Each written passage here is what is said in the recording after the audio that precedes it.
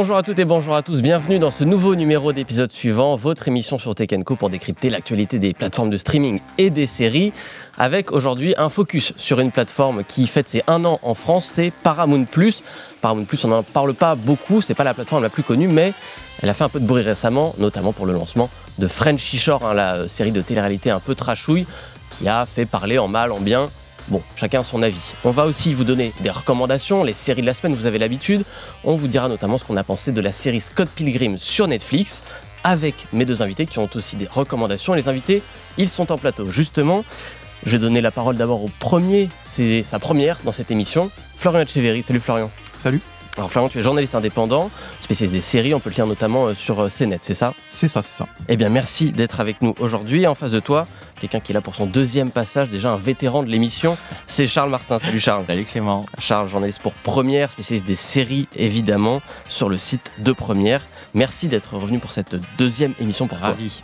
Eh bien, les présentations sont faites, mes invités sont parés dans les starting blocks. On est prêt. Eh bien c'est parti pour le débat de la semaine.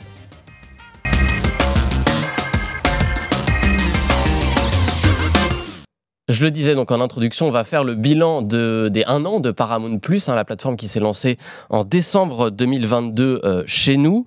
On va rentrer dans les détails juste après, mais globalement, vous deux, en tant que journalistes série, comment vous jugez cette première année de Paramount+ en France ?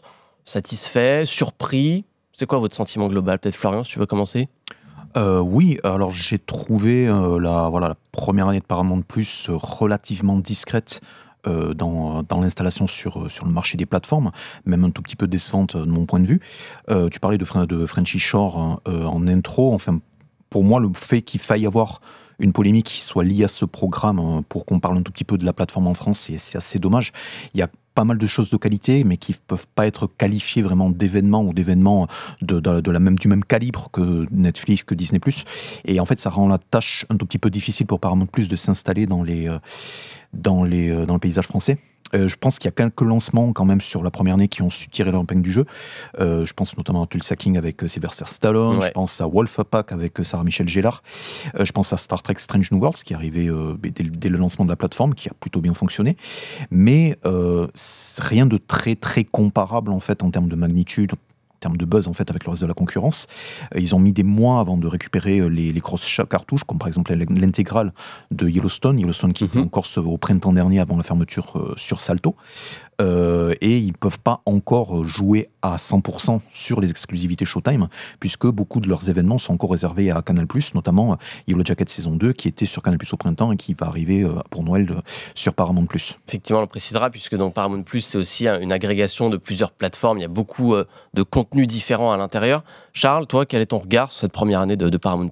C'est vrai que c'était discret. Maintenant, il faut quand même se rendre compte que le marché est extrêmement saturé en plateforme.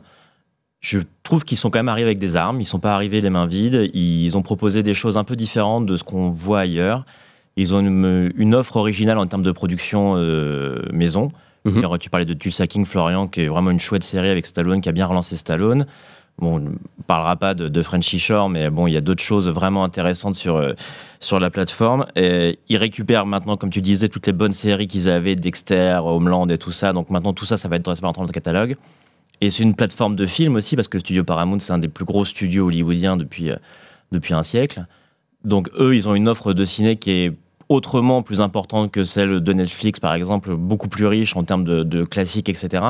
Et c'est vraiment là-dessus qu'ils vont se tourner probablement dans les prochains mois. Vous avez donné tous les deux quelques idées de séries qui sont dessus déjà, donc Tulsa King, Yellowstone aussi, qui a une grosse série, Star Trek Strange New Worlds, et aussi on aurait pu citer, il y avait Halo, des dernières en date où il y a eu beaucoup de promotions, opérations spéciales Lioness.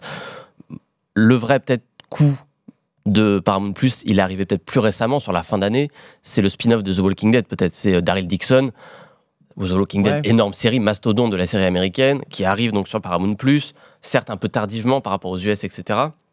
C'est peut-être la série qui peut être le game changer, peut-être, non, de donner envie aux gens de s'abonner. Des gens je sais pas si ce sera un game changer, parce que Walking Dead, c'est quand même une franchise à bout de souffle, c'est quand même une franchise en fin de vie, et donc on sent bien que même quand OCS diffuse Dead City au mois de juin, c'est déjà un peu plus laborieux que aux grandes tours d'OCS. Maintenant, c'est un joli coup quand même, c'est un coup qui remet Paramount+ dans le paysage des plateformes, très clairement. Moi, je crois quand même qu'ils vont réussir à se démarquer par l'originalité de leur création. Tu vois, on parlait de tout ça. Ils font du western avec Yellowstone, avec Bass Reeves qui vient de commencer, etc. Il y a tout Star Trek qu'on retrouve dessus. Il y a des choses qu'on voit pas vraiment ailleurs. Et c'est là-dessus qu'ils doivent miser, à mon avis. C'est là-dessus c'est le créneau qu'ils doivent prendre aujourd'hui au niveau des plateformes. C'est quoi, Florian, pour toi, la patte de Paramount+, justement? Alors, je rejoins Charles, il y en a pas tellement. Alors, sur Walking Dead, clairement, il y a une volonté de faire des coups de ce type, donc en shippant les droits d'une série Walking Dead que on aurait pu attendre sur Prime Video ou sur OCS, en fait, qui vont diffuser pas mal de déclinaisons, voire Canal+. Et c'est assez attractif pour le grand public, donc, de s'abonner, ne serait-ce que pour regarder Walking Dead d'Harry Dixon, et aussi des séries films qui sont un peu plus pointues, un peu plus larges dans leur goût, et aussi le fait que ça soit tourné à Paris, en fait, ça a pas mal aidé ça a aidé pas mal dans la promo, sur les affiches, sur les affiches dans le métro, etc. Et on voit que sur les dernières semaines, mais vraiment sur les dernières semaines, ils essaient de parier sur des acquisitions qui ne sont pas dans le sérail de Paramount. Je pense à My Fair Witches, qui n'est pas annoncé officiellement, mais qui est présent sur la plateforme. Je pense qui est adapté des livres de Anne Rice, qui est notamment auteur de Entretien avec un vampire. Et je pense aussi à Bupkis, qui est une série Peacock, qui est une autofiction un peu délirante avec Pete Davidson. Donc il y a une volonté d'essayer un tout petit peu des choses et de faire un peu de curation que je situerais un tout petit peu à la manière d'un OCS, en fait. Oui, on arrive peut-être aussi dans la deuxième phase de lancement, en fait. Ils sont arrivés avec un lancement avec leurs offres. Maintenant, aujourd'hui, il s'agirait de grandir un petit peu, parce que la concurrence, tu l'as dit, Charles, elle est rude. Il y a un point qui peut leur donner un avantage. Paramount, c'est avant tout, avant d'être une plateforme comme Paramount+, c'est avant tout un des plus grands studios de cinéma Hollywood, un des plus anciens, avec une force de frappe monumentale en termes de production, en termes de marketing aussi. On a parlé des séries, mais donc ça veut dire des films aussi. Paramount, c'est aussi une grande marque de films. Quelques classiques dans le catalogue, je ne vais pas tous les donner, mais Le Parrain, Forrest Gump, No Country for Old Men, c'est des films multi-récompensés, reconnus par la critique, par le public. Évidemment aussi des sagas très populaires, Mission Impossible, Top Gun, Transformers. Est-ce qu'il n'est pas là, finalement, le vrai atout de Paramount+, c'est peut-être pas tant les séries que le catalogue de films qui est quand même costaud, quoi. Je crois que c'est les deux. Je pense pas que tu puisses aujourd'hui faire une plateforme de streaming sans série. De toute façon, c'est quand même le nerf de la guerre. C'est là-dessus que les gens viennent s'abonner, etc. Ils vont pas s'abonner pour regarder l'intégrale Transformers encore et encore, si tu veux.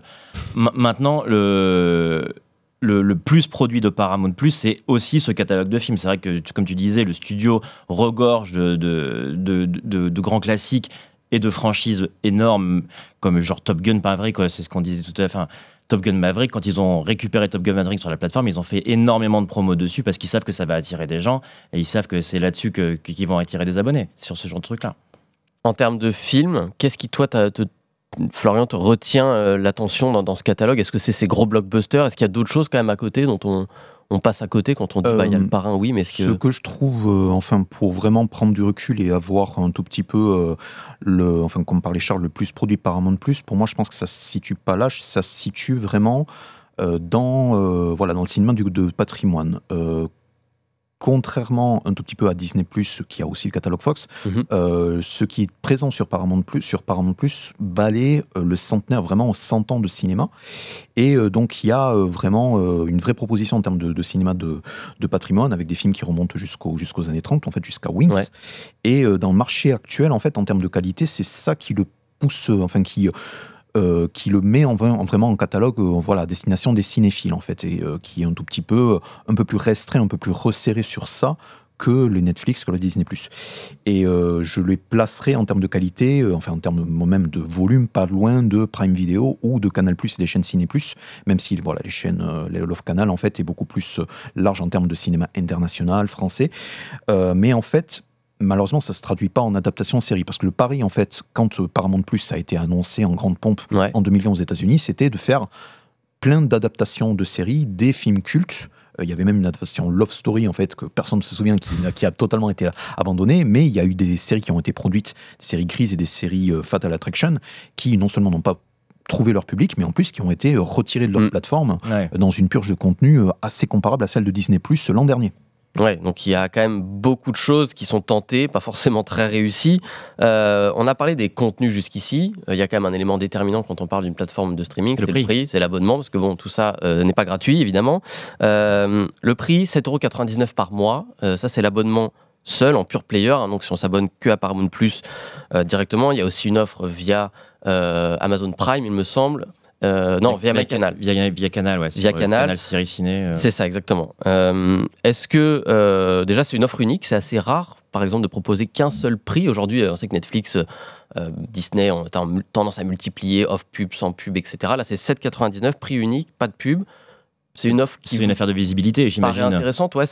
Quand tu arrives sur le marché, il y a tellement d'autres offres de plateformes, etc. Et eux, ils savent qu'ils n'arrivent pas en terrain conquis. C'est aussi simple d'arriver avec une offre simple, claire, voilà, qui permet aux gens de savoir où ils mettent les pieds. 7,99, c'est un prix raisonnable. Aujourd'hui, sur le marché des plateformes, on est sur le double. On est dans la fourchette basse. Hein. On est dans la fourchette basse. On est sur le double pour Netflix, un peu plus pour Disney+, je crois, aujourd'hui. On est plutôt autour de 8,99. Vu le contenu qui existe aujourd'hui sur Paramount, c'est pas déconnant. Florian, t'es d'accord? C'est compétitif? Moi, je trouve ça compétitif et ça me paraît surtout encore attractif là, actuellement, en décembre 2023, donc au vu de l'envolée des prix des autres plateformes. Après, je pense qu'ils vont pas se reposer sur le laurier. Ils ont déjà annoncé une offre avec pub qui va se déployer dans quelques territoires en 2024. Je pense que voilà, la France, vu le marché de la pub ciblée, pas, hein. Voilà, ça va arriver. Mais ce qui est plus intéressant, c'est qu'ils vont aussi essayer d'avoir une offre premium avec quelques programmes en 4K. Actuellement, il y a une toute petite poignée de programmes en 4K qui sont proposés. Je pense notamment à la série FBI International. C'est pas forcément poussé en avant en fait dans la promotion, mais ça existe. Et je pense que l'arrivée d'un premium, ça va permettre d'augmenter la qualité globale déjà de streaming et aussi de proposer le catalogue 4K qui existe en physique sur le streaming en fait, ce qui pour l'instant n'est pas le cas en fait. Je pense que toute la série Le Parrain par exemple, ça n'est pas encore disponible en 4K sur Paramount+, sauf erreur. Oui, donc il y a encore des petits trous qui font que Paramount Plus a des... Je pense que en fait, l'idée du positionnement de Paramount Plus, et je pense que ce qui va continuer en 2024-2025, c'est de se positionner en plateforme d'appoint, c'est-à-dire pas une plateforme essentielle vraiment pour des gens qui sont fans de SVOD, mais une plateforme soit complémentaire un deuxième choix, Netflix, un deuxième choix, ou des gens qui n'ont pas forcément les moyens dans leur budget mensuel de s'acheter, de prendre Netflix ou Disney+, sont pas intéressés par les offres avec pub, et d'avoir, on va dire, l'essentiel de voilà la portion congrue en fait d'un catalogue d'un grand studio. Alors justement, tout ça, est-ce que ça a convaincu les gens de s'abonner? Bon, c'est difficile de le dire, hein. Il n'y a pas de chiffres officiels de nombre d'abonnés en France, etc. Il n'y a pas vraiment de statistiques. Aux États-Unis, il y a des études qui sont menées sur des panels, etc., par des cabinets. La plateforme, elle existe depuis 3 ans, là-bas, depuis 2021, début 2021. Et de ce que moi j'ai pu trouver, j'ai fait quelques petites recherches, ce serait aujourd'hui la 6e plateforme aux États-Unis en termes de part de marché derrière Prime Video, Netflix, Disney+, HBO Max et Hulu. Paramount Plus aurait environ 7% de part de marché. Est-ce que c'est un acteur il est encore jeune, 3 ans, on l'a dit, dans le marché du streaming, c'est encore jeune. Est-ce que c'est un acteur que vous voyez peut-être dans 2, 3, 4 ans, arriver à bousculer les grosses plateformes? Sur le marché américain, c'est possible, parce qu'ils ont quand même des licences américaines qui sont très fortes, notamment via Showtime, où ils récupèrent toutes les séries de Showtime, et là-dessus, ils peuvent se positionner comme ça. En Europe, et plus spécifiquement en France, je les vois mal s'imposer comme une plateforme majeure, parce qu'ils ne font pas suffisamment de production originale par rapport à Netflix ou par rapport à Prime Video. Ça va être plus, à mon avis, dans la veine de ce qu'a fait Apple TV+, quand ils sont arrivés, avec quelques productions très ciblées, probablement de bonne qualité, parce qu'aujourd'hui, on peut le dire, les productions de Paramount Plus sont vraiment de bonne qualité, elles sont bien produites, c'est des bonnes séries. Et qui sait, peut-être qu'un jour aussi, leur catalogue deviendra soluble chez Canal ou ailleurs, c'est pas impossible non plus que ça se finira comme ça. Comme disait Florian, c'est vrai qu'on est plus sur une offre complémentaire de production très ciblée, très spécifique, avec une offre un peu unique en termes de contenu. De là à devenir un acteur majeur du marché en France, à court terme, c'est pas possible. Apple, ils avaient autour de 100 000 abonnés quand ils ont fusionné avec leur contenu avec Canal+. Enfin, c'est dérisoire. Oui, c'est trop fort rien. T'es à peu près d'accord? Tu penses pas que Paramount, Florian, puisse concurrencer les gros? Oui, je pense que c'est un combat. Enfin, je dis pas que c'est perdu d'avance, mais c'est difficile. Après, c'est très difficile d'être nuancé dans le sens où on n'a pas vraiment donc le chiffre d'abonnés, que ce soit en France ou au niveau mondial. On sait que c'est 63 millions. On sait que c'est un chiffre qui est très faible, qui pousse pas mal d'analystes à Wall Street à pousser Paramount, donc Paramount Global, donc qui est le propriétaire de Paramount, à sortir un tout petit peu du jeu du streaming et de vraiment recommencer à être producteur-distributeur de films et séries. Il y a depuis quelques années, même depuis la fusion en fait entre Viacom et CBS qui a donné lieu à Paramount+, il y a pas mal de rumeurs de vente, et justement, si une vente en fait ou une revente a lieu, je pense que voilà, au niveau corporate, en fait, ça sera au nouveau propriétaire de savoir quelle orientation donner à Paramount+, si par exemple c'est comme il y a eu un intérêt il y a quelques mois de Warner Bros Discovery, en fait, du bout des lèvres, en fait, ils disaient voilà, on serait intéressé pour le bon prix à essayer d'acquérir Paramount, peut-être voilà une fusion avec un autre catalogue, mais actuellement il y a encore un certain seuil de développement à atteindre, en fait, et il y a toujours une possibilité de faire des coups, de faire des acquisitions et d'avoir des séries qui, petit à petit, avec le bouche à oreille, réussissent en fait à trouver leur public. Donc, par exemple, leur propre Ted Lasso, qui, on va dire, a fait décoller Apple TV+, dans l'inconscient collectif. La bonne série qui fera mouche. Rendez-vous dans un an pour le bilan des 2 ans de Paramount+. On verra s'ils sont déjà encore là en solo et puis s'ils ont grappillé des parts de marché. En attendant, nous on va passer aux séries de la semaine.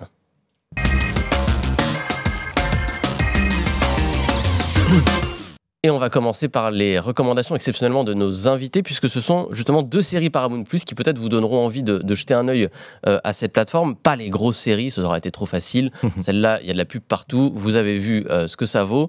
Non, on va vous recommander 2 séries un peu à part, 2 séries qui ont attiré l'attention de Charles et Florian. La première, je vais commencer avec toi Charles, c'est The Curse, c'est ça, une série avec Emma Stone qui t'a plu ? C'est ça. Alors, The Curse, c'est une série très spécial, il faut le dire d'entrée. C'est pas une série qu'on regarde le dimanche soir en famille avec le popcorn, ça marche pas du tout comme ça.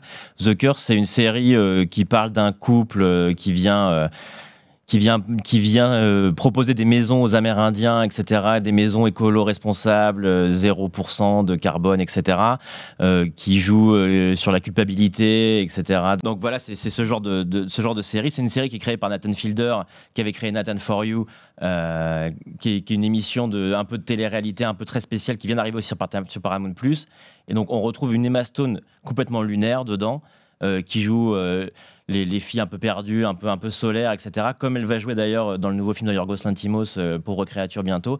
Elle a cette nouvelle carrière un peu spéciale, un peu en décalage permanent. C'est une série qui met en avant l'humour cringe. Ce qu'on appelle l'humour cringe, c'est l'humour malaise. Un peu malaisant. Ouais. Exactement, où on regarde, on ne sait jamais trop ce qu'on regarde. On sait jamais si c'est drôle. Si c'est drôle, si c'est volontairement pas drôle, etc. Donc voilà, c'est pas une série spécialement pour le grand public, mais c'est une série très étrange à découvrir, avec de l'ambiance qui fascine, et on reste vraiment obsédé par ce truc-là quand on commence à mettre le pied dedans. Vraie série d'auteur, du coup. Une vraie série d'auteur, ouais, complètement. Donc, ça s'appelle The Curse, c'est ça, avec donc notamment Emma Stone, 10 épisodes, il me semble, à voir sur Paramount+. Donc, c'était notre première recommandation. On va changer un peu de genre pour la deuxième, celle de Florian. On va passer à l'animation. Tout à fait. Avec une série qui n'est pas récente, mais qui vient de renaître un petit peu ces dernières années, justement avec le lancement de Paramount+. Cette série, c'est Beavis and Butthead, c'est ça ? Tout à fait. Alors, il y a 2 nouvelles saisons qui sont actuellement sur Paramount+. Donc, à l'origine, il y a un créateur qui est vraiment un incontournable de la comédie américaine alternative qui s'appelle Mike Judge. Alors Mike Judge, il est assez peu connu en France, mais on le connaît pour avoir fait la satire sociale Idiocratie au cinéma. Il est aussi co-créateur de Silicon Valley, qui est donc la satire du monde de la high-tech, qui était donc sur HBO et donc qui est maintenant sur le pass Warner. Et donc pour les non-initiés, les nombreux Français qui n'avaient pas MTV, qui n'avaient pas le câble tout simplement dans les années 1990, c'est quoi Beavis et Butthead ? Donc ce sont les aventures de 2 ados dans la ville fictive de Highland au Texas. Ils sont particulièrement stupides, ils n'apprennent rien, ils ne pensent qu'à essayer d'acheter des bières, séduire très lourdement tout être de sexe féminin qu'ils rencontrent et regarder aussi des clips à longueur de journée sur MTV. Des ados finalement très lambda. Des ados très très très lambda. Et c'était un moyen d'ailleurs pour la chaîne, quand ça a été lancé en 1993, de pasticher un peu son public, de se payer un tout petit peu leur tête, voilà, et d'avoir un tout petit peu de distance et d'ironie en fait, puisque voilà, les années 90 c'était cool. Et c'est ce genre de segment en fait, donc le segment regarder des clips et un tout petit peu être sarcastique envers les artistes et les clips qui sont diffusés, qui a fait la renommée de la série, parce qu'il y a certains des commentaires qui étaient totalement irrévérencieux et sans pitié en fait envers certains artistes qui ont ajouté à la controverse. Il y en a certains qui ont adoré, hein. Enfin, il y a par exemple Nirvana qui, selon la rumeur, a adoré. Ils ont même donné un des titres à des compilations qui ont été éditées après, donc ça a marché, mais il y avait des fois où certains managers ont grincé des dents. Et à l'époque, il y a certains épisodes qui ont été totalement retirés de la diffusion, notamment ceux qui parler un peu de la passion de Beavis pour le feu, en fait. Donc voilà, il y a eu, ça a un tout petit peu fait des émules et ça a créé un tout petit peu la controverse. D'accord, donc une série qui a quand même eu un vrai impact quand même au moment de sa sortie. Il y a eu un impact, en fait. C'était South Park avant South Park, en fait. C'est un peu les ancêtres de l'animation adulte, un tout petit peu trash, un tout petit peu rentre dedans. Et là, après 25 ans après la fin de cette série originale, donc je vais passer sur le reboot de 2011 qui est de bonne qualité mais qui a pas marché. Il y a de nouveaux épisodes et le principe n'a pas changé. Donc il y a les aventures de Beavis et Butthead, donc 2 segments par épisode, et entre les deux, il y a des segments sur le fauteuil où donc les deux ados se moquent des clips. Donc ils n'ont pas vieilli, toujours des ados. Hein. C'est toujours des ados, à ceci près, enfin je vais y revenir. Donc ça, ces segments, ça fonctionne un peu moins bien, mais les aventures, vraiment les segments animation, ils ont leur propre rythme, donc c'est des quiproquos, soit des plans totalement foireux. Et pour moi, ce qui fait le charme de la série, c'est sa simplicité en fait. C'est un cliché de dire que c'est des personnages qui n'ont qu'une dimension, ils sont super incarnés et ils ont assez vraiment de personnalité pour pouvoir assurer des gags de façon totalement naturelle. Hein, et c'est vraiment la qualité de la série. Ça me rappelle vraiment les vieux duos vraiment burlesques façon Laurel et Hardy, Three Stooges. Donc il y a une certaine vraiment innocence et vraiment voilà une certaine simplicité dans la comédie. Et c'est clair, ils n'ont pas la verve satirique de South Park, ils n'ont pas la sophistication de Rick et Morty, mais pour moi, ils n'en ont pas besoin. Et vraiment, la qualité, c'est d'avoir une équipe qui a compris l'essence de la série et essaie d'avoir des épisodes vraiment authentiques. Par contre, ils jouent un tout petit peu avec l'âge de leur public, parce que si on était ado en 93, on regardait Beavis et Butthead, maintenant on approche de la quinquagénaire. Et en fait, dans le film qui est sorti avant la série, qui s'appelle Beavis et Butthead Do the Universe, ils ont introduit en fait des versions quinquagénaires en fait, qui n'ont pas changé du tout. Par contre, ils ont juste assez d'argent pour acheter des bières. Sinon, ils sont bêtes et méchants en fait. Et il y a quelques segments qui les montrent en version quinquagénaire et il y a d'autres segments qui les montrent en version extraterrestre, super intelligent, sachant que le gag c'est que en fait ils ne le sont pas vraiment. D'accord, ok, bah écoute, c'est un sacré résumé, ça donne envie. Beavis and Butthead, donc il y a eu une renaissance de cette vieille série d'animation récemment sur Paramount+, c'est des épisodes assez courts il me semble, hein, de ce que j'ai pu voir. Oui, c'est des épisodes de 20 minutes en fait, 12 épisodes de 20 minutes. Et bah ça se découvre assez facilement, Paramount+, donc on a fait le tour, vous savez maintenant ce qu'il y a dedans, vous avez les coups de cœur de nos invités, normalement si vous avez envie de vous abonner, vous avez toutes les cartes en main. Si vous n'avez pas Paramount+ et que ça ne vous intéresse pas, on a une dernière série pour vous. C'est sur Netflix, cette fois Netflix pour le coup, gros acteur, un peu plus d'abonnés. Cette série, c'est Scott Pilgrim prend son envol. C'est sur Netflix, donc je l'ai dit, nouvelle adaptation d'un comic book américain très connu, qui avait déjà été adapté en 2010 dans un film par Edgar Wright. Donc Edgar Wright, grand réalisateur britannique, qui a fait beaucoup de films très adulés par les fans. Mais attention, ce n'est pas un remake, hein. C'est une nouvelle série qui raconte autre chose, série d'animation, cette fois par ailleurs, le film est en prise de vue réelle. Si je résume les choses assez simplement pour pas trop spoiler, donc dans le film, c'est l'histoire de Scott Pilgrim, un garçon qui tombe amoureux d'une jeune femme qui s'appelle Ramona Flowers, sauf que pour sortir avec elle, il va devoir battre en combat singulier ces 7 ex-maléfiques, ces 7 anciens petits amis qui sont là pour l'empêcher de sortir avec un nouveau garçon. Ça, c'était le pitch du film. La série commence un peu pareil. Le premier épisode nous laisse un peu penser qu'on va revoir un peu ce qu'on a déjà vu. Et en fait, non, puisque le premier combat, eh bien, Scott Pilgrim le perd. Il perd son premier combat. Spoiler alert. Coup dur pour lui. Et là, la série part sur un tout autre registre. C'est plus du tout la même histoire. On s'intéresse plutôt à d'autres personnages qui reviennent. Alors, pour info, c'est le casting de voix du film original qui vient faire les voix là, dans la série animée. C'est un petit bijou d'animation, moi j'ai adoré. Qu'est-ce que vous en avez pensé tous les deux de ce Scott Pilgrim version animée? C'est une vraie réussite. C'est vraiment une nouvelle version du comics qui a été complètement réimaginée, réinventée. Tu l'as dit, on est dans une version carrément réalité alternative. Ceux qui ont vu le film, ils peuvent regarder la série sans se dire tiens, je vais revoir la même chose. Ça n'a absolument rien à voir. C'est vraiment 2 histoires complètement différentes. C'est très orienté sur Ramona Flowers, du coup. C'est l'histoire de Ramona et son parcours à travers Toronto et comment elle essaye de retrouver Scott. C'est un peu ça le fond de l'histoire. On retrouve tous les personnages, mais tous les seconds rôles sont nettement plus explorés. Déjà parce qu'il y a plus de temps, parce que c'est des épisodes de 20 minutes et pas un film d'1h30. Et 8 épisodes de 20 minutes. Hein. Et du coup, ça permet de se plonger dans l'univers de Scott Pilgrim de manière nettement plus profonde. Et c'est vraiment passionnant à faire. La mise en scène de Science Saru, le studio qui est derrière, qui est un studio japonais, est fantastique. Vraiment, c'est une vraie pépite ce truc. Florian, d'accord? Je suis 100% d'accord. Ça fait plaisir en fait d'avoir autant de séries d'animation, et donc là en l'occurrence c'est vraiment une série événement. Enfin les créateurs, quand on leur demande, n'ont pas conçu la série sur plusieurs saisons. C'est aussi un gros coup pour Netflix de faire ce genre de série événement qui déjoue totalement les attentes, et qui permet, on va dire, d'étendre l'univers de manière totalement inattendue. Donc voilà, moi tant qu'en fait les idées sont bonnes en fait, et tant qu'on se demande pas pourquoi on suit tel ou tel personnage, ça fonctionne.